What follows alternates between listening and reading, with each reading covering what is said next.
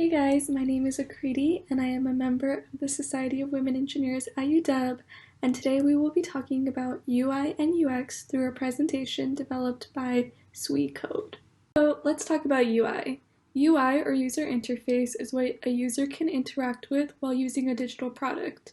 Typing on a keyboard, clicking on something with a mouse, and tapping a touchscreen are some examples of a user interacting with the UI. User interfaces take an input, process it, and produce an output. The history of UI dates way back to the 1980s. The first graphical user interface was developed to make using a computer way easier. It allowed people to submit commands through icons, buttons, and menus instead of having to write many lines of code to complete these tasks. Good UI makes using a computer easy, even for those who have never seen one before. Now, there are many types of UI. As mentioned before, there's the graphical user interface, GUI, which has a visual output. An example of this is an app icon that shows up on your phone's home screen. Next, there's the touch user interface, TUI. This is an interface through touch, like the touchscreen on smartphones. The last type we'll be talking about is the voice user interface, VUI, which supports interactions between humans and machines using auditory commands. There are many steps to designing a user interface. Research and brainstorm, general ideas, generate specific ideas, produce a tangible product, determine its usefulness, and build on that product. Some important design principles are visibility, simplicity, consistency, clarity, and mapping. Designing the interactive environment of a user interface determines how the user will interact with it. Navigation elements like a menu bar, buttons, and switches are interactive elements. Now we'll move on to UX. UX, or user experiences, is what the user takes away from the experience of using the product. Does the product meet the user's need?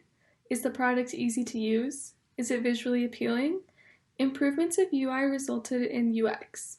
Developing a UX consists of interviewing users, working with UI designers, developing and testing, goal tracking, and implementing feedback to create the best product possible.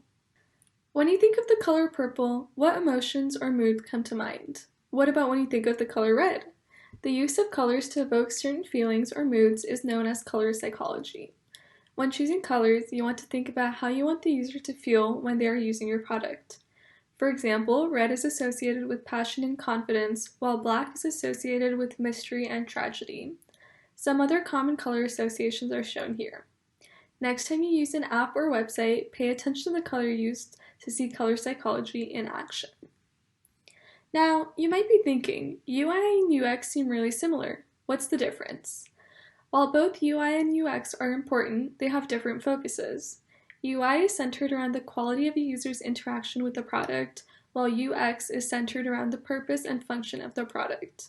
UI is considered to be more artistic and creative than UX, while UX utilizes more market research in the design process.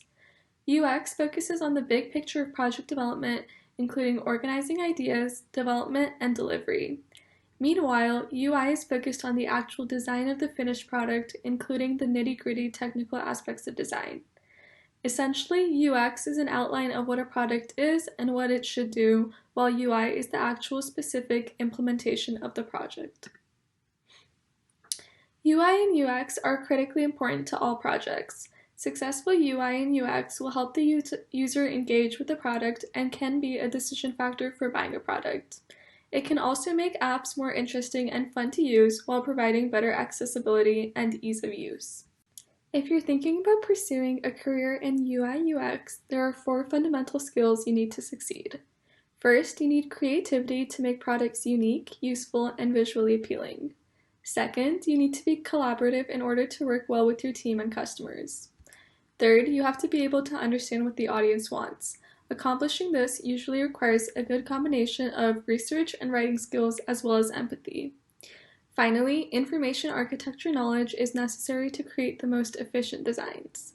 This includes having a basic knowledge of coding in order to put your ideas into practice. Gaining these fundamental skills opens the pathway to careers at numerous companies, both big and small. Every successful app, website, or advertisement is the result of UI/UX design. UI/UX designers are employed by big tech companies like Microsoft, Google, Amazon, and Facebook. They are also employed by countless non-tech companies. There are multiple jobs available within the realm of UI and UX. A UI designer focuses on the technical aspects like coding as well as the creative design. A UX designer focuses on the functionality of the product and setting goals for the product. Meanwhile, a UX researcher finds out what the target audience wants and needs to ensure that the product fulfills a necessary role. Finally, a UX writer creates documents to help both the company and the users to understand the product or service being offered. If you would like to learn more about UI and UX, here are some resources to help you dive in further. And if you would like to learn more about SWE, here's how you can contact us and hear more. Also, look out for more events from SWE Code and SWE Explore, as well as more YouTube videos. To wrap things up, I'll leave you with a quote from designer Martin LeBlanc. "A user interface is like a joke. If you have to explain it, it's not that good." Thank you for watching, and we hope to see you next time.